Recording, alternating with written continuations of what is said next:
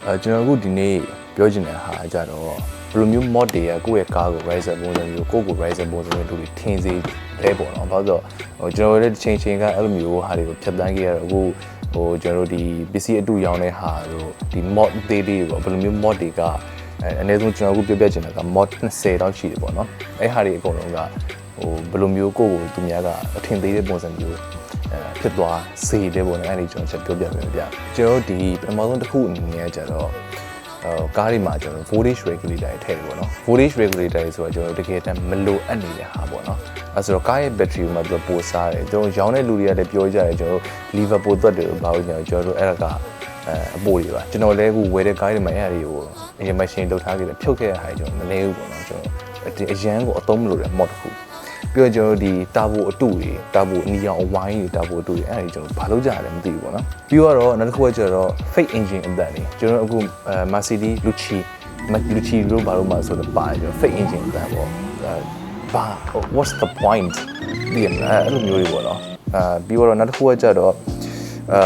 intake တွေကိုယ့်ရဲ့ကားကintake တက်လိုက်ပြီးရင်ကျွန်တော်တို့ ECU mapping ကျွန်တော်ပြန်ပြီးလုပ်ရတယ်အဲ့လိုမှမလုပ်ဘူးဆိုရင်ကျွန်တော်တို့ကိုယ့်ရဲ့ carburetor လည်းမဟုတ်ဘူးအဲ့ဟာ EFI ကိုကျွန်တော်တို့ intake ချင်းပြီးတော့ဘာလုပ်မှလဲကျွန်တော်ပြောရတယ်တဲ့အဲ့လိုမျိုးတွေလည်းကျွန်တော်ရှိမယ်နောက်တစ်ခုကကျွန်တော်တို့ BR ကကျတော့ तू ကဆက်လေးတစ်ခုပေါ့နော်အဲ့ဟာကိုတက်လိုက်တယ်ဆိုရင် तू ဘယ် RPM မှာ तू cap လိုက်တယ်ပေါ့နော် cap ပြီးသွားပြီဆိုရင်ကျတော့ဒီ BR ကကိုယ့်ရဲ့ကားကို fuel ပိုကျွေးနေတဲ့အချိန်မှာပဲ pops and banks ပုံစံမျိုးလုပ်ရတယ်အဲ့ဟာတွေကျွန်တော် click line တက်တဲ့ BR တွေပေါ့နော်အများသောအားဖြင့်ကျွန်တော်ဒီ 1GZ တွေမှာကျွန်တော်တက်ကြရအများတယ်အခုနောက်ပိုင်းကျွန်တော်တော်တော်လေးမှတို့ရှားပါပြီပေါ့နော် educated တွေဖြစ်လာကြတော့နောက်တစ်ခုကကျွန်တော်တို့ bumper နောက်မှာ toe hook တွေတကယ်ဘန်မာနောက်ကသူက chassis ရဲ့တန်ကိုသူကဆွဲပေးရတယ်ပေါ့နော် chassis ရဲ့တန်ကိုဆွဲပေးနေသူကဘန်မာကြီးနောက်မှာ toe hook fake ကြီးလောက်ထားမှာတော့ဘာလုပ်မလဲပေါ့နော်ပြီးတော့ကျွန်တော်တို့ဒီ junction produce ဆိုတဲ့ဟာဘာကို produce နေရလဲဘာမှ produce လုပ်မနေဘူးကျွန်တော်တို့ဒီဘတ်မှန်ကြီးတဲ့ပေါ်ကနေပြီးတော့ကျွန်တော်တို့main ကလေးစတုံးလိုမျိုးဆွဲထားတဲ့ကြိုးအစီးတွေရှိတယ် junction produce what's ဘာလဲပေါ့နော်အဲ့ဒါအဲ့လေနောက်တစ်ခုကကျတော့ကျွန်တော်အခု Supra မှာဆိုလေ hood pin မတက်ထားဘူး hood pin ဆိုတာကကျွန်တော်ဒီပေါ်နဲ့ကိုဖွင့်ပြီးသွားရင်ထောက်မရှိပဲနဲ့သူကပို့ပြီးတော့မအောင်ခိုင်အောင်ဆိုပြီး hood pin လေးဆွဲတယ်ပေါ့အဲ့ဒါကျွန်တော် truck ကားတွေ drift ကားတွေမှာမသုံးတဲ့ဟာကျွန်တော် Supra လည်းမသုံးထားအောင်အဲ့လိုမျိုးဆိုတော့hood pin တွေတက်ပြီးတော့လေကားတွေပေါ်နဲ့ပေါက်သွားပဲရှိတယ်တချို့ဒီ daily use ကားတွေဘာလို့မှလဲပေါ့နော်နောက်တစ်ခုကကျတော့ automatic gear box တွေကိုဘာလို့လဲဆိုတော့ weighted shifter တွေတက်တယ် weighted shifter ဆိုတာက manual gear box တွေမှာ gear တွေကိုကျွန်တော်ပစ်ထည့်လိုက်တဲ့ခါကျရင်ချောမုံမနဲ့လေးလေးပင်ပင်နေကြတော့ဝင်သွားအောင်လို့တော့ weighted shifter သုံးတာဗျ automatic gear box တွေမှာမလိုဘူးပေါ့နော်အဲ့ဒီဟာတွေကျွန်တော်ရှိသေးတယ် okay ဟုတ်ပြီကျွန်တော်ဆက်ပြောမယ်ဆိုတော့အများကြီးပဲကျွန်တော်ဒီ carbon fiber အတု vinyl ကတဲ့ဟာလေးကျွန်တော်ကိုယ်တိုင်လုပ်ခဲ့မှုပါတယ်အဲ့လိုမျိုးဆိုရင်အဲ့ဒါတွေ stop please နောက်တစ်ခုကကြတော့ဒီ steering wheel လဲတာ steering wheel လဲဆိုတဲ့ဟာကလည်းအဲ့အထိတော့ကျွန်တော်ခွင့်လို့ရသေးတယ်ဒါပေမဲ့ original တော့ကျွန်တော်အကောင်းဆုံးပဲပြကျွန်တော်လည်းအခုကားတွေအကုန်လုံးမှာ original အကုန်လုံးပြန်လဲဒီကောင်လေးကျွန်တော် original မှာထား original ကျွန်တော်ပြန်လဲခြင်းတယ်ပေါ့နော် daily use ကကျွန်တော်ဘာလို့မှလဲဗျအဲ့ဟာတွေကလေနောက်တစ်ခုကကျတော့ကျွန်တော်အတွင်းကမ်းမှာကျွန်တော်ကိုကားကအနည်းဆုံးမှာ luxury နောက်ခန်းမှာထိုင်စီရတဲ့ကားကျွန်တော်တို့မဟုတ်နေဘူး Rolls Royce Phantom လို့ပြီးတော့ကျွန်တော်တို့ဒီ S-Class တို့ဘာလို့မဟုတ်နေဘူးဆိုရင်ကျွန်တော်တို့အပေါ်မှာကျွန်တော်တို့အဲ့ဒါကိုခေါ်တဲ့ like interior light တွေပေါ့နော် interior light တွေကျွန်တော်တို့ original ကိုယ့်ရဲ့ trim ကိုက original ပါမလာတဲ့ light ကိုကျွန်တော်တို့ဘာလို့ထပ်ပြီးထည့်မလဲပေါ့နော်ကိုယ့်ရဲ့ trim ကအဲ့ trim အမှန်နဲ့ဖြစ်မနေဘူးပေါ့နော် trim အမှန်ဖြစ်ချင်တယ်ဆိုကျွန်တော်ပတ်စံစုပြီးအဲ့ trim ပုံမြင့်တဲ့ဟာကိုပို့စီးတော့ကျွန်တော်အကြံပို့ပေးတယ်ပေါ့နော်ကိုယ့်ရဲ့ကားအဲ့လိုမျိုး rise လုပ်ပြတဲ့ဆိုင်ပေါ့လေနောက်တစ်ခုကကျတော့အဆိုးဆုံးဟာပေါ့ blow off အတူတွေကျွန်တော်အရင်တော့ကကျွန်တော်စီကုန်သွယ်ရေးကောင်းတဲ့အချိန်တုန်းကကျတော့ blow off အတူတွေကျွန်တော်အများကြီးရှိတယ်ဆိုင်တွေကကျွန်တော်အများကြီးရောင်းကြတယ်ပေါ့နော်blow off အတူတွေပြီးတော့ကျွန်တော်ဒီတကားဖွင့်တဲ့ခါမှာကိုယ့်ရဲ့ကားတစ်စိတ်ကြီးကိုကျွန်တော်မြေကြီးပေါ်မှာကြာနေတဲ့ဟာတွေပေါ့နော်ကားတစ်စိတ်အမှတ်ကြီးကအလင်းနဲ့ကျွန်တော်သွားနေရဟာတွေဘာတွေတော့ကျွန်တော်မသိဘူးပေါ့နော်နောက်တစ်ခုကကျတော့ကျွန်တော်တော်တော်ဆိုးတဲ့ဟာတွေမှာပါတယ်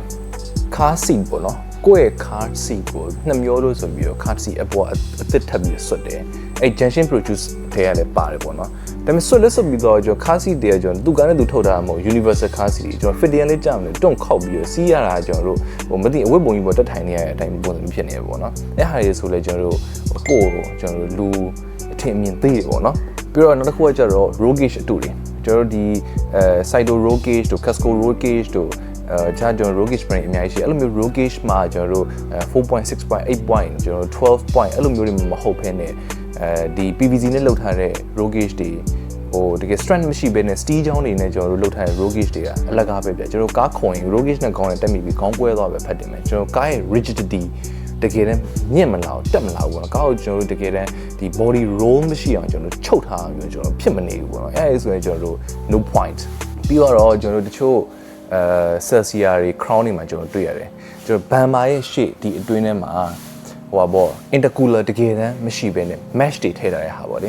အဲ့လိုမျိုး mesh တွေထည့်ထားတဲ့ဟာဆိုရင်ကြတော့ဟိုတကယ်တမ်း intercooler ပုံစံမျိုးကိုသူ mesh တွေကိုသူဒီလိုမျိုး line တွေလောက်တာတကယ်တမ်း intercooler မပါဘဲနဲ့အဲ့လိုမျိုးရှေ့မှာဟို intercooler ပုံစံမျိုး mesh တွေလောက်ထားရတယ်ဟိုမသိရလို့ဆိုတော့ပြဿနာမရှိဘူးဒါပေမဲ့သိရလို့ပဲကြည့်ရတဲ့အခါမှာဆိုတော့ဒါကြီးက rice ထားရဲဆိုတော့အရင်ဟိုတိတာနေရပေါ့နော်အဲ့တော့ပြောရမယ်ဆိုရင်ကျွန်တော်ကိုယ်တိုင်ကလည်းလွန်ခဲ့တဲ့9နှစ်ပတ်ချာလေးလောက်ပေါ့လေအဲ့လောက်ပတ်ချာလေးမှာလည်းဒီလိုမျိုး mod တွေကလောက်ခဲ့ဘူးတယ်အခုနောက်ပိုင်းတော့ကျွန်တော်ကုန်သွယ်ရေးနည်းနည်းလေးခတ်သွားတော့တဲ့လူတွေမရှိတော့ဘူးပေါ့နော်